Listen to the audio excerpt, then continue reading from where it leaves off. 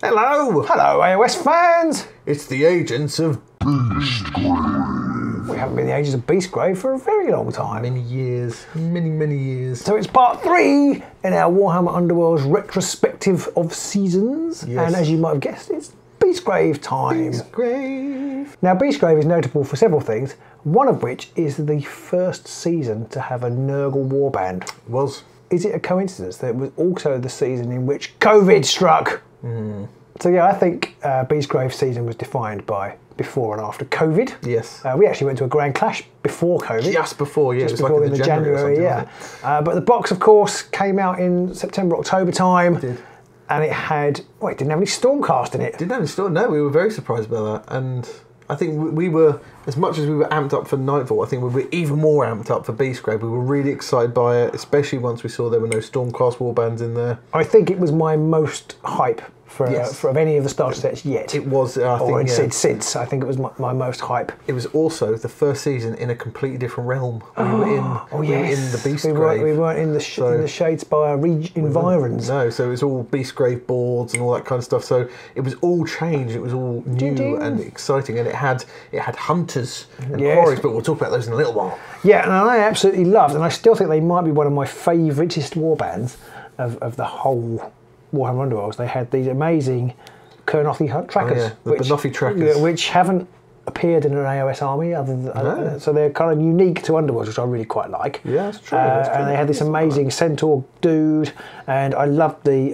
Sheox jumping over the twig. The dynamism in him was just brilliant.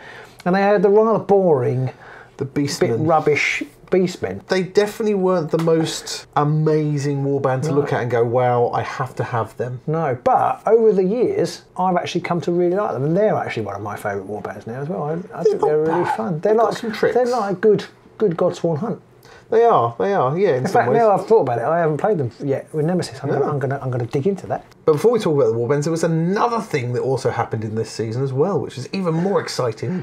Yes, it was the first season we had a card rotation. Ooh, yes. Because basically there were too many cards. Too many cards. So Games Workshop said, right, well, we're going to rotate out the first season, so all the Shadespire cards, obviously not the faction cards, but all the Shadespire universals rotated out, and you could no longer play them in competitive play. And suddenly you had half as many cards. People were like, I don't know how to build a deck anymore. There aren't enough cards. And I actually really liked that time.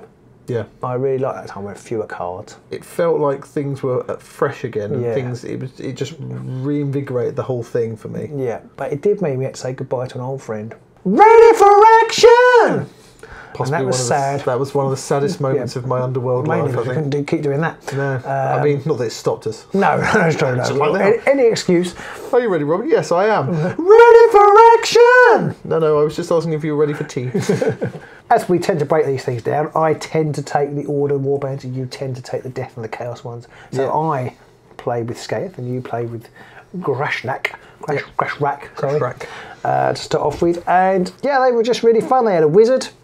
Who wasn't the leader. I think it was one of the first times we had a wizard who wasn't the leader. No, that's true, yeah. He Skaeth was the leader, wasn't he? Skaeth was the leader. Skaeth could move really fast. He had a terrifying scything attack. Yep. They had tokens. Beastgrave introduced tokens to things, which kind of got a bit confusing and a bit superfluous and pointless after a while. But at that time, at the beginning, it was quite exciting. Carthaean could blow his horn and give somebody a token, then you could lose the token and re-roll a dice in your attack action, which is still a occasionally useful mechanic. They had an archer and they had a rubbish cat. And they had the fighters where one of them, when inspired, went up to like 3 damage, and the other one, when he went inspired, went up to 3 hammers. Yeah. And you can always sit there going, wait, is he the 3 hammer damage or the 3 damage? I can't remember. Yeah, and but I really liked them. They were really good fun to play. They were fast. They had some good cards in there as well. They obviously had their great strides, which obviously can't go out without them. No. And they were because he's got 4 legs. He can't wear trousers. Loser. And they were just a nice mix as well. You had the battle cat in there. You had the centaur guy. You had a caster. You had an archer. They just had lots of different stuff going on, but they all inspired in the same slightly rubbish way of charging. Yeah. Had to have a charge counter. But at least you know where you are with that. That's true. That's true. It's hard. None of this waiting round to see whether you've got 3 glory or find out whether you've managed to kill 3 fighters. Yeah, that's true. Make some charges and inspire. The only problem is you could quite often be dead by the time they got around to re-inspiring. Charged. I'm feeling very inspired. I've been stabbed in the face. So they were generally a very unique new warband. As we've said, the models haven't come out in an army since. They were very new in that respect.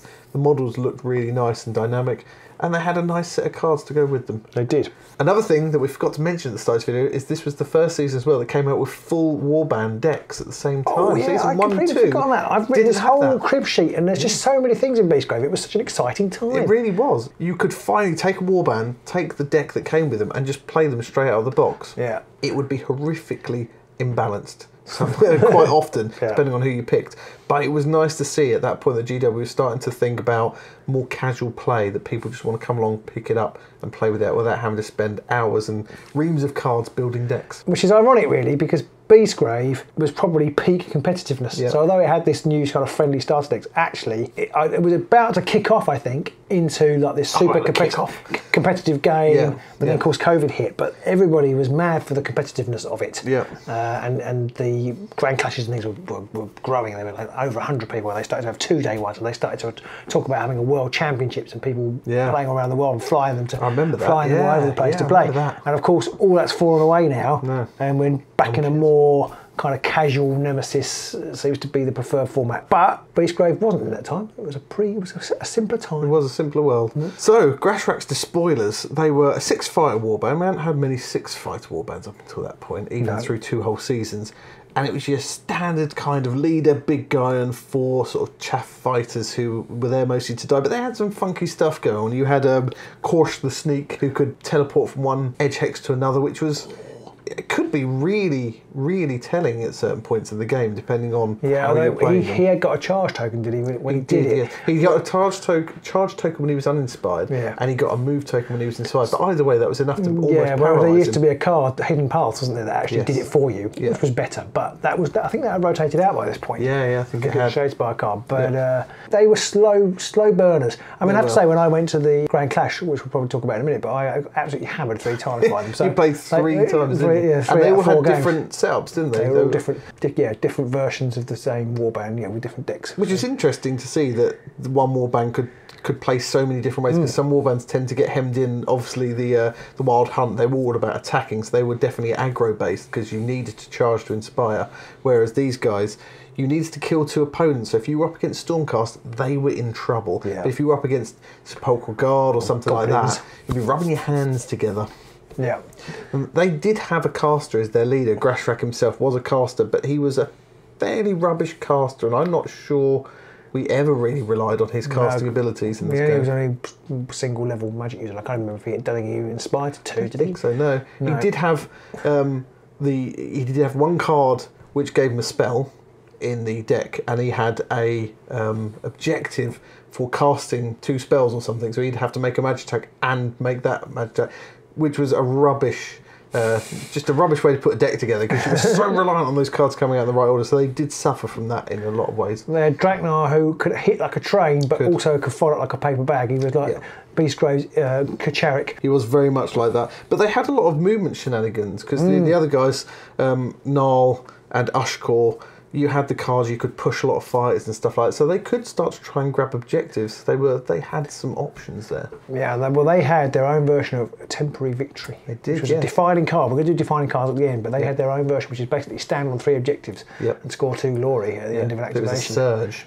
not to supremacy. Wait until the end of the round and for everyone to club your face in. Well, it's funny you should mention surges, because Beastgrave, I hadn't realised this, it was the season that defined surge, dual and hybrid cards. And I thought it was much more recently than that. Yeah, it feels like it's a very recent phenomenon with all of their codifying all the rules, but back then it was like the Wild West still, and then they suddenly started to give some form to the whole setup. I was really surprised by that. And another thing I was really surprised by is that Beastgrave, there's actually been more Underworlds seasons since Beastgrave than there were before it. And I can't believe that, because Beastgrave was like only a couple of years ago, shortly. This is when you realise like you're closer to 50 than you are 30, or you're closer to 60 than 40, or something like that. April. It's when it seems like, God, is it that long ago? Oh God, oh my God, it was that long ago. So there was a lot of stuff happening in this season, and these first two warbands really started to show some off, because both warbands as well had hunter and quarry mechanics as well, which is something else that came out, and there was a lot of confusion. There still is a lot of confusion around what are these things. Well, because they don't term them in the rules; they're just in the cards. But we hadn't really had those kind of definitions or names, keywords, like characters. Yeah. So what was the next warband? So the next warband was possibly quite a contentious one. It was quite upsetting. Was it Jeremy Clarkson? No, it wasn't. Okay. No, it wasn't that upsetting. It was the Grimwatch. Grimwatch, meet the Grimwatch. They had their own theme tune. They had 7 fighty, bitey fighters, and there were some bats. Everyone liked the bats. But they had loads of things going on. Every single fighter in that warband had something special going on. That's when you started. You really need to be able to read in order to play this game. Yeah, that's where I start to really fall off, because I can't read. One of the main things they were good at, which was scoring passive glory. They had lots of passive glory cards in there. They had their own version of supremacy. They had loads of cards which like stand on an objective and get glory. Yeah, they brought objectives back, which is what Justin Timberlake used to sing. Yeah.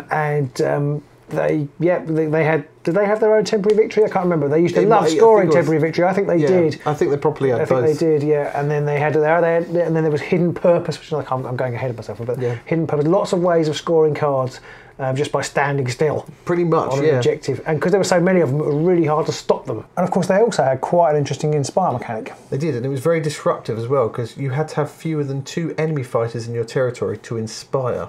Fewer than 2, so essentially, people wanted to get into your half to stop you from inspiring. Yeah, and that caused a lot of upset for a lot of other people, because it meant that whatever their tactics were, they had to also now consider how to stop the Grimwatch inspiring as well, and quite often that meant that people who maybe had no intention of moving into their opponent's half now had to start doing that.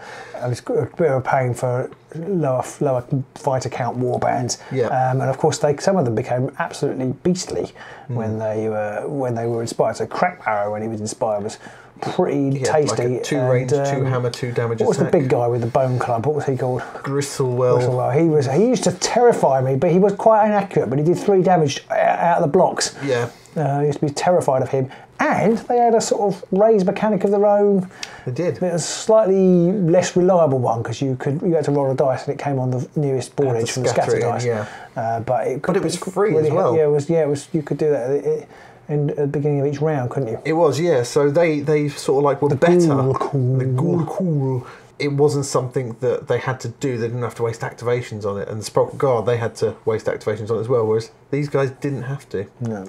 They also had lots of movement shenanigans going on in there. They were horrible, and they did rule the meta. I think there were 2 or 3 Grand Clashes in a row. Iron Hand. They were top of the leaderboard. And they were top of the leaderboard both sides of the pond. There was in the UK and the US, and quite often they have quite different metas going on. But they were ruling it all at the time. And I think there was 2 Grand Clashes and like a mini clash of some kind. They won all of them. They just absolutely. The weekend we went, didn't they win and win the Friday night clash before? I think they did, yeah, something like that. Yeah, so they were just all over the leaderboard, and they were definitely one of those acts that meta-defining, I think is the phrase you're looking for. I would definitely say that they were meta-defining. The next warband came along, though, actually probably have outlasted them in the meta-definition world, and that is Rippers. Rippers are still relevant. Rippers, Snarfangs. Some people would say that Rippers, even right now, are horrible warbands to come up against. Well, they have some very, very good faction cards.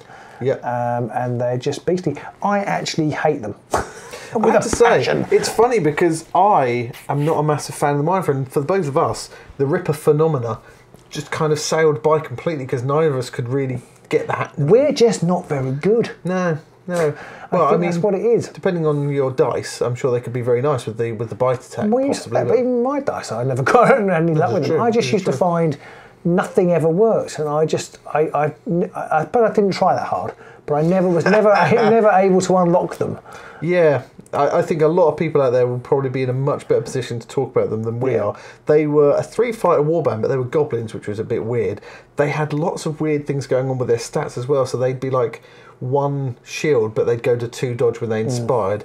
And the 2 lower fighters, they inspired if the boss was attacked, and the boss inspired if he got 2 upgrades on him. So it could be very easy to force your opponent to make you inspire or to inspire your leader. I actually liked that bit of them. That was a really nice, interesting tactical challenge. Do you attack Ripper? You put Ripper out to sort of goad an attack. and did you go for it or not? I kind of like that tactical challenge, but it was all about trying to get the wolf attack to work. Yeah, the bites, because they could have their normal attack, and then the wolf could have a bite.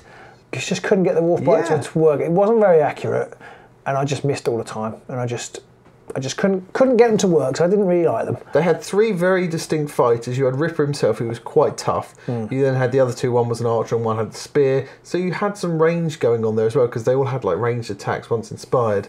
But the thing for them, I think, was that they were so fast. They were like Skaven level fast, which they meant were that very quick. You could get them where you needed to go. So quite often, I think you would sit back with them for quite some time and have to bide your time drawing power cards and stuff like that. Maybe that's where I went wrong. We never would do that because it didn't make very good viewing. No, that could be the case. They did have some very nice cards in there. They had some very easy to score objectives as well, because some of them will just like have a fight with 2 upgrades and get a glory. Didn't they have one that wasn't it loaded with plunder? It was 2 glory. Yes, because I think everybody tried to take the one that was 3, because there was quite a few iterations of have 3 upgrades get a glory, but they had have 3 upgrades get 2 glory. Yeah. Which was as the man himself, the big man, inspired by putting upgrades on him. It was what you wanted to do. But in the middle of all that, there was a strange apparition in the Beastgrave. Things were going strange. It was a kind of dreadly, fantastic-y... Dreadly, yeah. Dreadfane. Dreadfane. So Dreadfane was a separate release, almost a separate game, because it had extra rules in it and things. We're not going to cover that now. But it had 2 warbands. It did. Iron Soul's Condemners and Lady Harrow's Mournflight, not Soulblight. They were complete warband decks. Actually, they might have been, because actually in the US it came out as a complete game. It never came out in the UK as a complete game. And they had their own board. Yeah. There was no placing boards or placing objectives or any of that stuff. And they had their own decks. So they were actually the first warbands to have their own decks in the US. They weren't in the UK. And there was this sort of strange situation where they were legal in tournament play in America because you could buy Dreadfane in America, but you couldn't buy it here, so they weren't legal here. So it wasn't like you could get one shipped over and play it. But then they brought out Champions of Dreadfane, which was basically none of the extra rules and board and everything, but just the cards, 2 warbands and the miniatures. And their relevant cards. And they were repurposed miniatures from the old Age of Sigmar box, I think. That they were kind of included in the Beastgrave season. These were available by the time we played in January. I definitely remember playing. I think I actually played them in the Clash, but I remember the next day playing against them. And these, for a beginner set, which the Dreadfane game was meant to be, were incredibly complicated. All 4 of the models looked very similar. It was very hard to tell them apart. I think a lot of people ended up painting them different colours just so that they could actually tell them apart. Yeah, I mean, they're basically just 4 women with sheets on their head. They were. They're very hard to tell apart on the board, and they all had very similar but slightly different reactions to things. Yeah. She was allergic to wheat. Shellfish. And when inspired, they could do different things. One of them, when they rolled a crit, meant your opponent couldn't count crits in their successes, which was horrific. One had a push. I think it was Lady Harrow herself could push around when people activated. There was all kinds of craziness going on. There's just so much stuff for me to forget. Yeah, both of us really. And they had some very easy to score objectives. They had some very powerful ploys. They did, and they kind of bought into that kind of passive standing on objectives, floating around, whizzing over a couple of objectives, and they were definitely, again, you don't see them very often now, but they were definitely topish. They were they were tough. They all went up to 2 dodge when inspired, and they were a scary warband to come up against. Iron Souls not so much. Iron Souls continued that tradition of there being 1 rubbish and 1 great warband in every starter box. Or just being a bit boring. The Stormcast being a bit boring. Although actually I think they might be my favourite of the Stormcast with warbands, because they can hit things very, very hard. But they were so Blightblade is very tough. They were very slow. Yeah. And their Inspire mechanic, I can't remember what it was now, but it was to do with rolling crits. They had to, if they rolled a crit in their attack or defence dice, then they would Inspire. So they were a little bit better in some ways than Severin Steelheart, because they could only count their defence rolls. Yes, but they had shields. And you needed crits, so So, but they were there. You could play them. Not many people did. That's definitely something you could say. They were definitely there. Definitely there. They were definitely one of those warbands that I don't think a lot of people took, because they could be very swingy. If you could get those crits, they could be beastly, but otherwise they weren't particularly scary, and they didn't have the best card pool. Definitely not. stepping towards COVID times. Closer and closer to COVID. After that Grand Clash, but before COVID, because I definitely remember using Hrothgorn when we had our first visitors. They wasn't quite our first visitors, but we had visitors. MacLeod came to the channel in the March, and we were all talking about this possibility we might get locked down. Crazy and I had a bit of a sniffle beforehand. I was going, oh, I'm not really sure. We knew nothing about COVID and what it was going to do. But Hrothgorn was here, and Hrothgorn had possibly the best innovation in Underworlds history, possibly. The trap. Yeah, the trap was amazing. It was one of those. It was like a lethal hex, but it did 2 damage, and it combined so well with Hrothgorn's pull mechanic. You could really slaughter people. Yeah, so basically, Bushwhacker could drop the trap. If you stepped in the trap or if you got pushed into the trap, it was 2 damage. Hrothgorn on this bloody great big man trapper thing here basically could pull people towards him when he hit them. And he was an absolute beast. He was a Monolog type size. Lots of wounds, quite hard to kill. Had some horrendous interactions with some of those cards. Even his dagger attack was like 3 damage, something horrific. Range 2 possibly. I mean, I can't remember, but he was just absolutely brutal, very scary. I don't think he ever quite dominated the meta. I think Monolog was always slightly better at doing. Monolog was just a little bit tougher than him, but he had the range, so he could very much start to cause you a lot of problems by just sitting near the middle of the board, because you just couldn't go anywhere without being near that trap. That is true. I think the Noblars were just a bit too easy to kill. So you ended up hemorrhaging glory that way. He did have quite an innovation, which is he had a number of different ways, or at least one different way of removing objectives. They did have a few cards in there to help remove flip or remove them, which hadn't been seen that much. No, in fact, you say that we hadn't had double-sided objectives at that point, have we? We hadn't had No, I don't think so. I think lethal hexes is what came in with Beastgrave. That's another thing we forgot to say. Exactly. This is the first season you could actually place lethal hexes at the start of the game. But yes, that was the mechanic of flipping it or removing it came in this as well, and he was one of the first warbands to really start to throw that around. Yeah, and I actually used that. I still feel bad about it today. But Matt came, and I knew at that time there was this really janky Skaven deck. Objective deck. Basically involved getting on objectives and printing glory, basically, and tooling up the lurking Skaven maybe, and doing horrible things. I can't quite remember. But basically, I knew he was going to do it, and I took Hrothgorn on every single objective destructive card I could find. And I think I rolled shit hot dice as well, like I normally do, and just destroyed the Skaven. 20-something glory. Destroyed the Skaven. I just felt really, really bad after driven all the way from Wales, and the lovely Loza bought amazing cakes, and I did that. Horrible man. I still feel bad about it. They also had the Battle Cat, the Saber-toothed Cat as well, who was actually quite a fair fighter. Was quite fast, had some good attacks. He also had some disgusting upgrades, like he had the one which gave him 2 extra wounds to make him run around with 7 or 8 wounds or whatever it was, the one that reduced damage by 1 wound. They also entertainingly have 8 search cards in there in his deck, so he's actually illegal for tournament play. Unless you're playing rivals, in which case they also had Luggett and Thwack, one of the first sort of 2 fighters on a base warband, which was quite funky to see. And overall they were just very scary. They were, and they're still terrifying now. If you say I'm going to play Hrothgorn, I still get a bit scared. It's always a worry. I get a bit scared. And then with heralding COVID, as we've already mentioned, the other warband that came out at the same time were the Wormspat. Which I don't know whether this is true, Pete, but I just feel like you would like them to be just a little bit better than they were. I think when they first came out, people hadn't realised the potential for them. And they were one of those warbands that they didn't have a lot of cards to help them. They had things like their faction-specific supremacy for a 3-fighter slow warband. That's a bit rubbish.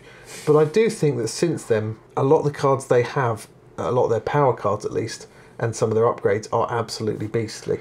They're very thematic. They've got the cycle ploys, which are quite nice, which are kind of a bit like domains really now. Kind of a bit, but they can be nasty. They can be dead tough to kill.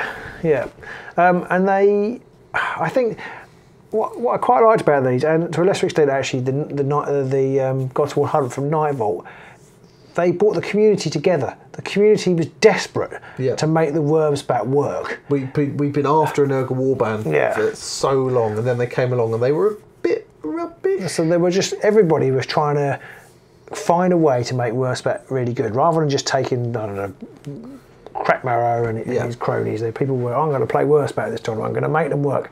And eventually I think people did, and like you say, they've kind of grown into themselves as Nurgle is wanted to do. Yeah, exactly. Into all the cracks and crevices. I mean, they had Fecula, who was a caster. She was the weakest of the bunch. They were all four wound fighters.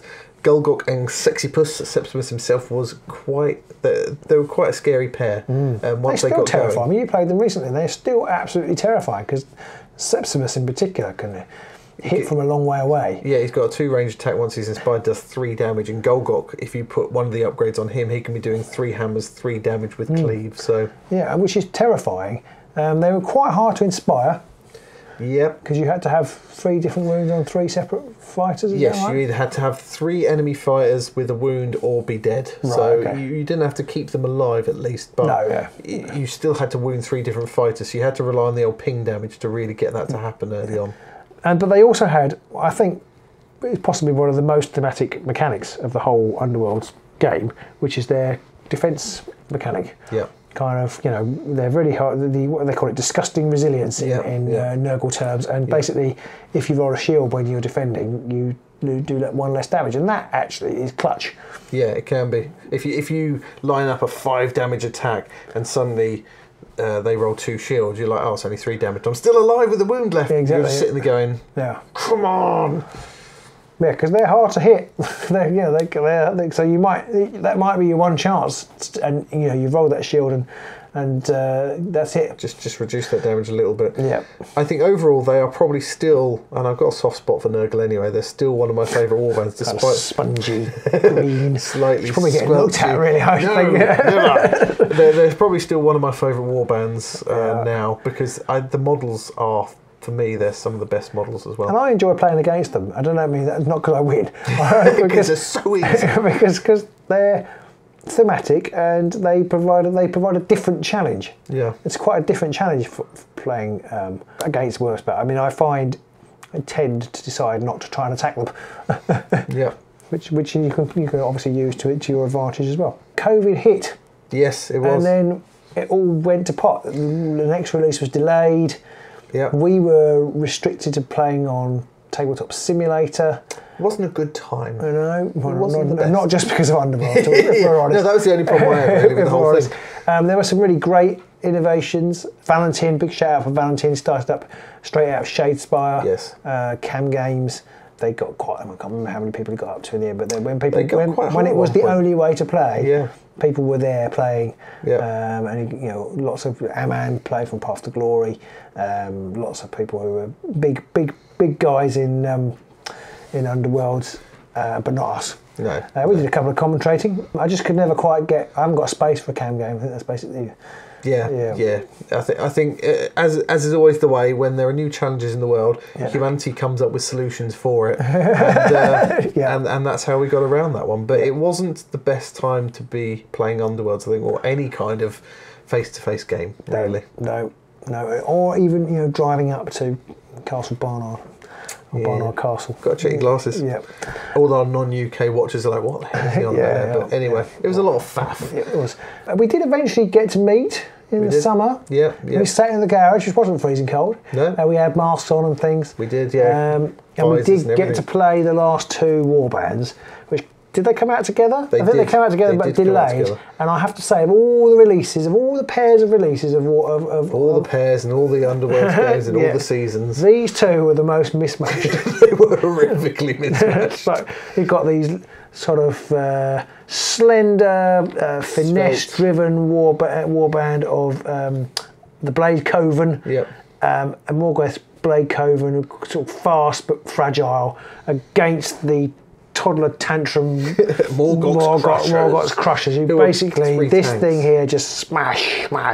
And I think Morgoth's Crushers were a bit of a rub the salt in the wounds when they came out just after the Nurgle. The Nurgle warband all had 4 wounds, and Morgoth's Crushers all had 5. Yeah. You're like, come on, they're only orcs. They got more wounds. I mean, they just basically spat in the eye of many warbands, didn't they? I mean, poor old Gerzag was just looking at his poor puny bicep. He was a very sad little orc, I think, at that point. Yeah. The Morgoth's Crushers were a horrific warband to face, because they were all tough. They had very easy inspiration mechanic. They just had to have 2 war counters, which was very easy to get. Yeah. And they had use loads those war counters to do horrible things. Yeah. Yeah. I mean, Morgok had an ability which you could use one of those counters and you could shove both the other orcs 2 hexes. It's like, oh, I thought they were slow, but suddenly they're right up in my face and smashing pieces off of me. Yeah, and that was in the time before large fighters were 2 glory. Yeah. That was a rule that came in later, so basically you still only get 1 glory. You get the same amount of glory for killing one of those as you did for killing a goblin. Yeah, exactly. It was horrific to come up against them. They had a lot of good cards, and they had a really good set of objectives and things as well. Even if you played with just their set of cards, they had that synergy there to work with the war counters that gave them loads of extra benefits, and they were just a terrifying set of fighters to come up against. Whereas the Blade Coven just weren't. They didn't have the cards to support them. I can't remember now, but their cards didn't work together particularly well. They had a ridiculously difficult inspire mechanic, which was you had to, was it when you killed somebody, she could inspire someone? Yes. So if she was dead, you couldn't do anything. They did all inspire round 3. Yeah, they did. They did. Oh, of course, they had combo, which was another new Beastgrave thing. Another thing for Beastgrave. But combo was basically useless. I mean, you could, if you were lucky, you could do another attack. If you had basically a combo attack went on to your. If you had a combo attack, you could add another one to it, and then you could do both in a row. Yeah, but basically you needed one card that had the combo ability, and then you needed a second card which said, if you make an attack that has combo, you can then do this other thing. So it was really card dependent. Yeah, they did have one of the ladies, old Camis. I think did come with a combo, but she just missed all the time. Yeah. They just. I mean, I know some people had some success with them later in life when they combined with the bigger card pool, but I just remember trying to play those into Morgoks and it was basically hating the game. Here I was, I finally got to play it, and it was just brutal. Just getting your face smashed in by Morgoks Crushers, and I think these are probably 2 warbands we've played some of the least games with, because Morgok's no fun to play against or with. Yeah. And same with Morgwaith, really. I mean, Morgwaith herself was quite beastly once she got inspired, and she could do some damage, but they had so many cards reliant on doing damage while standing on objectives, or your enemy was standing on objectives or near them, or killing fighters, and they weren't the most damaging fighters. No, didn't they have quite a nice objective that involved it just involved standing still. It was still, I think it has stillness in the title, where you just basically had to not have any be on an objective without any move tokens. Yeah. Which was all right until somebody attacked you and pushed you off, and then you were basically done. And you were stuffed. And that was it. Their fighters were interesting. They had some good ideas there, especially like you say with Camis and Kyrie with I think she was one of the first range 4 bow wielders, but again, it was so little damage and their objectives were so poor. Saying that though, I remember us watching and seeing a game where they won I think it was a Vassal tournament, and they came up against Polka Guard and they scored like over 20 glory because the deck the person made with them absolutely was a really good deck. Face. It was a really, really good deck. I remember seeing that, and actually I vaguely remember that kind of given me my faith back in Underworlds a little bit, because I think we'd started to get into the Voltron meta. Yeah. We'll talk about it in a minute. But with basically just all one cards on paper lots and lots of cards on one fighter, like one of the Morgoks or Hrothgorn here or Mollog, and it was just really boring. But then I think somebody created this brilliant deck. I think I actually played it, and it was a brilliant deck with some really clever tricks to make these girls work. So I guess it probably, the fact that we didn't like these or struggle with it might show up the limitations of our imaginations. But maybe. Can't be great with everything though. Well, exactly, and we're great at presenting. Yeah. So I think that's all the warbands. That is all the warbands. There was a very vast difference across the board. We had elite 3 fighter warbands, we had more swarmy warbands to stand objectives, we had fast warbands, we had slow warbands, we had big warbands, we had little warbands. We had all kinds of stuff Ghostly going on warbands, we had trappy warbands. I feel like this season is one of the first that had a real gap, a real chasm between really good warbands and really bad ones. I think you'll find Dire Chasm was the first warband to have a first season to have a chasm. Like we've done that. Yeah. This had a real gap between the top end warbands and the low end warbands. There were some they just, especially if you were playing with like the rival setup as we have it now, just playing with their warband specific decks, you just could not face Morgok with Morgwaith. you just could not take on Harrow's Mournflight with the Despoilers. There were just some matchups you were never going to have a chance with at all. But not everything was rosy in the Beastgrave season, and it wasn't just COVID that was maybe a little bit annoying. No, all the dead beasts in the grave. No, it wasn't. So GW aren't entirely to blame for this, because they would have had their plans, and then COVID just made them look even worse. It laughed at all our plans. But they had what I could definitely consider a couple of shameless cash grabs. Absolutely. Starting with the gift pack, which I think came out around Christmas time. Yeah. A gift, and the gift pack. Just a bunch of tokens. Well, it wasn't just a bunch of tokens, was it? Because it had about 20 cards in it, some of which had rotated out, and some of them were brand new. Yeah. And so you had to buy it if you were an ultra competitive super duper player. And there were some really good ones in there that hadn't been reprinted. There were some very nice. Because don't forget, some had been rotated out. So they reprinted a couple of the ones, probably I think it was about 16 reprints and 4 new cards. Yeah. And then some really, really bad, well, they weren't really, really bad, but they were fairly bad tokens. And they were just tokens. Like we had tokens. Did they have the board in it that it did. It had that board. Warped. Had the board which had the where you could put your cards, because obviously we don't know where to put our cards. But it wasn't straight either, so it didn't sit flush on the. Well, if you weren't lucky, the card would be a bit better, and you had those the things you could turn over to be the turns. I don't know what. We've got our own bespoke ones. I can never remember how to use that. Exactly. So that was pretty bad. Yeah, it wasn't. It just felt like one of those things, because they packaged the cards with the tokens. It was like you had to buy it. Yeah. But you didn't necessarily want it. Whether you wanted it or not, you were stuck with it. And then what is probably the most tone-deaf thing I've ever heard since Jack asked Rose whether she wanted my ice with her drink was this Arena Mortis pack. Yeah. I mean, it was okay. They would have scheduled it before COVID, but it was basically a way to play the game with lots of people. Yeah, have all your mates around, coughing all over each other. Yeah, and play this game with 5 or 6 people. So it was a semi-fun, but actually took ages version of the game where you basically tooled up one fighter and you just basically fought over a number of rounds. Nobody died, because if you died, you came back on again. You did, yeah.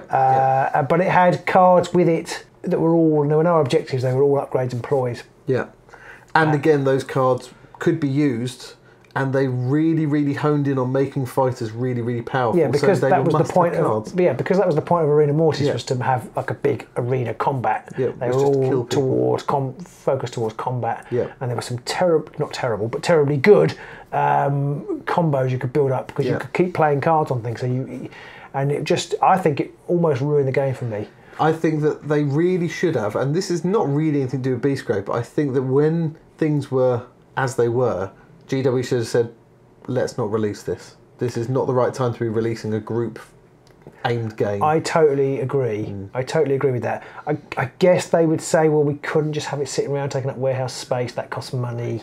Maybe, but they probably you all bought it anyway, so it's your fault. Shut up, that's your fault. You didn't have to buy it. Yeah, I mean, we did buy it. Even we bought it because you needed the cards. You needed to, and we wanted to get back to play. Yeah.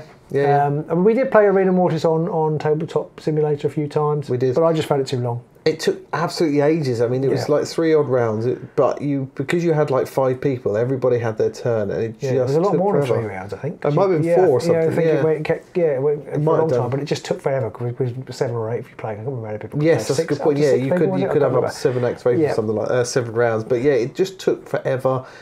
It wasn't the best timing, and again, because if you want to be competitive, you needed to buy those cards. You needed those cards. They were really strong. They were really good cards, and even though a lot of them then got restricted later on. They tainted the meta, but there were some interesting cards in the era, and I've written a list of a few defining cards. We'll go through those. Yeah. So Temporary Victory, which you have already mentioned, I think that's probably the most defining card of Beastgrave. Yeah. Discuss. I think when Shadespire came out, and then when Nightfall came along, Nightfall really leaned into the offensive side of things. People, I was very much sitting there going, I want a way to play objectives and actually have a chance of winning. And then GW went, all right then, have Temporary Victory. And it was that card which you could stand 3 fighters on objectives and you immediately scored 2 glory. It was fantastic if you had warbands like the Grimwatch, or even the Despoilers, who had lots of push shenanigans going on, because you could shove a couple onto some, run somebody onto a third. I'll have 2 glory, please. Yeah. Well, I still think it was reasonably well done. It just was some of the other things that ended up existing at the same time was a bit overpowered. There was also hidden purpose, which I think just involved was only one glory, but I think it only had to be on 2. You had to be on one in your half and one in your opponent's. I believe was the thing. But again, you had people like Morgok he had objectives which were like around holding one objective in your opponent's territory, so they could double up. You're like, I'm just going to shove this person here and run that person over there whilst I charge you and club you in the face, and I'm going to score about 3 glory. He did have that horrible thing. They had dug in. Oh yeah, which dug in. Was quite nice. That was only really good for like ghosts and things, but dug in was kind of fun. It was basically like a double supremacy. If you were on 3 objectives in one round, and then you were on 3 objectives the next round, then you scored dug in, and it was 4 glory as well, wasn't it? It was 4 glory, so it was a bit of risk reward. Yeah. But that was really strong in the meta at one point. Yeah. On the flip side of that, there was feed the Beastgrave. Yes. Which I think was 5 glory. Yeah. But you had to destroy all of the objectives or flip them. Yeah. All of the objectives. You'd have no objectives left on the board or something like that. Which was kind of fun, and I think towards the end of the season it became a thing people played on. I tried to play it a few times. Eric made an eyes deck with it. Yeah. Because you had the eyes and you were teleporting around all over the place, and we played a game Your Eyes against my Hrothgorns, and that was It was good fun. That was good fun, and it just started to play into that whole let's get objectives involved in the game, because I think by the time Nightvault was in full swing, no one. I remember both of us saying that we played games during tournaments where you just completely forgot to turn the objectives over because no one cared about them anymore. Yeah, exactly. They were superfluous. Yeah. And I have to say, looking forward, they've kind of done different things, but where we're at now is just definitely right. There are some ones that don't use it, but there are quite a lot of ways to use the objectives, which is really nice. There were lots of other objectives that really focused in on holding objectives as well, which has always confused me. Having an objective is about objectives, but they really did lean into it in this season. Yeah, cards like Bold Conquest, where your leader was on an objective after a charge action. Yeah. Saw quite a lot of play, and of course, Path to Victory has a whole podcast and blog and everything named after about it. Yeah. Kill someone by Aman. One of the greats of the game. Oh yes, one of the top players. Diego Maradona of Underworlds. And that was hold 2 objectives and have killed someone that round, and that was 2 glories. So that wasn't a bad one at all. Yeah, I don't mean Aman takes cocaine, by the way. That's not. I don't know. Maybe he does. That was quite a nice card. Saw a lot of play, and there were cards like Gather Momentum, which basically had 2 ways to score it. There was a proper dual card, or hybrid card rather, where you could either score it. Surge. It was a hybrid surge. Either score it by charging more than 5 hexes, or 5 hexes or more, or you could score it by scoring another surge. Scoring 2 surges. It's 2 surges. Just a ding ding ding, just easy score. And there were a lot of cards in this season that I think were do something very easy, score an objective. Scrum, the perfect example of what you're talking about. 4 fighters just next to each other. I mean, if you had your Thorns, if you had Crack Marrow and his boys. These guys. This boys. I mean, that was just like, I'm just going to have an activation. Even the Gits, it was just like, I'm going to have an activation. Gits were ridiculously easy. Gits were fantastic for that kind of stuff. It was restricted, of course. Yeah, very quickly. In the previous seasons, we'd had Shade Glass weapons and I think Nullstone weapons in Nightvault. We had the Amberbone weapons. Oh, yes. Amberbone weapons would be destroyed when you made an attack with them, but if you killed somebody with that attack, got extra glory. And they were some of them were pretty tasty, like those weapons often are. Yes. So they saw a lot of play. Avatar of the Urgrub, interesting concept. Yeah, I like that idea. That had definitely had some play once they were all out and available on certain ones. But basically, you collected different. There were 3 of them in total, weren't there? The Sting of the Urgrub, the Mandibles of the Urgrub, and the Wig of the Urgrub, or something like that. I can't remember. The Jockstrap of the Urgrub. And when you played all 3, then you got this Avatar of the Urgrub. You took those off. But then you basically had all of them. Yes, you had a card which basically gave you all those abilities, and then they couldn't take other upgrades. No, and I think there was an objective that tied into it. The Avatarism, which was 3 glory if you got someone to turn into the Avatar of the Urgrub. You get those 3 upgrades on somebody, which people were doing for fun. Yeah, pretty much. You basically get 3 glory. I think in this season, the amount of glory sloshing around made it very easy to put upgrades on people, which meant it almost became a no-brainer. I said, oh, do I play this upgrade, don't I? Should I leave it for now? Should I do it? It was just get the glory, throw them on straight away. Yeah, and I've actually put in here, Great Gains become a defining moment of the, even though it's a Night Vault card. Yes. Because it was so easy to score glory. So and that was like a sing and you're winning card. Yeah. You basically got extra glory because you were ahead. Yeah. But it was very easy to score. There was Cryptic Companion, which was basically if you had somebody standing on an objective, you could get the end of each round, get a glory, so that was really nice for certain warbands. And there were several cards in there which enabled you to draw cards. It was like if you're standing on an objective, you can get rid of a card and you could draw 3 cards, and there was various other cards. Draw tech, there was suddenly a lot of ways to draw lots of cards, so you start to see 22 and 24 card decks much more because you knew you were going to start being able to draw a lot of those cards. Yeah, there was a card basically for getting through the end of your power deck, wasn't there? There was, having no cards left. Yeah, that was cool, but there was. I played that.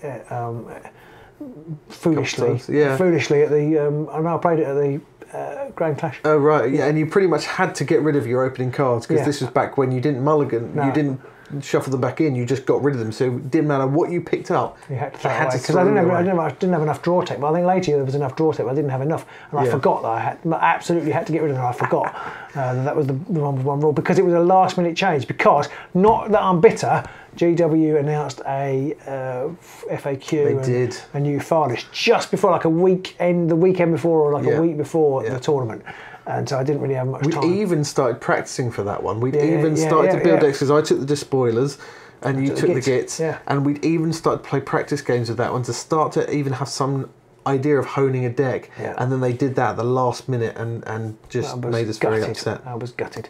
We've talked about them already. The Mortis Relics really define the later Beastgrave era. I'm not going to talk about them anymore because they make me upset. And then one other thing that we did forget about when we were talking about the... possibly a very... The gift pack. A very... divisive card indeed. And it did cause a lot of discussion, a lot of angst. And it was a reprint, so GW bought this back on themselves because they rotated it out. They bought back Rebound. Rebound. Which is probably one of the dirtiest cards in Underworlds history. I don't think a lot of people took it because it was very random, but when you had that and it came off and your opponent then smacked themselves in the face for 4 damage or something, it was a very upsetting card. I think when Arena Mortis and Mollog were going around and there was some dirty damage going out and then Rebound was in more decks. But I think you only had a 1 in 3 chance of it coming off. Yeah, because you had to roll a dodge, I think. Yeah. So it might have been only a 1 in 6. Was it? Okay. Was it might have been like a dodge and a crit or something like that. Remember. It wasn't 50-50, that's all I remember. And if you rolled a dodge, then all the damage came back on you. So that's the Beastgrave season. I think we talked for quite a long time on that. We have, a lot of warbands to talk about. A lot of things. One of the most involved seasons, and it was going forward. We're going to go into the Chasm. It was, this was probably peak Underworlds for quite some time. Yeah, Beastgrave season, or certainly pre-COVID. Peak lots of things, I suppose, for quite some time. But we will be back with a Chasm retrospective soon. Let us know what you loved about Beastgrave, which your favourite warband was, what your favourite cards were. What was your favourite little dirty trick of cards to play to do certain things? I know just sitting at the back of the board with Crackmo and his lads, just farming glory by doing very little at all was always a fun thing. Yeah, I liked putting great strides on Sceth. I wish I'd actually painted him with like stripy trousers. Tartan. Yeah, well, that's too far. Stripes I might have been out of mind. Tartan, I wouldn't. Thank you for everybody who sent in the photos to go with this video. Yep. And we'll see you soon, somewhere in the Underworld. Bye!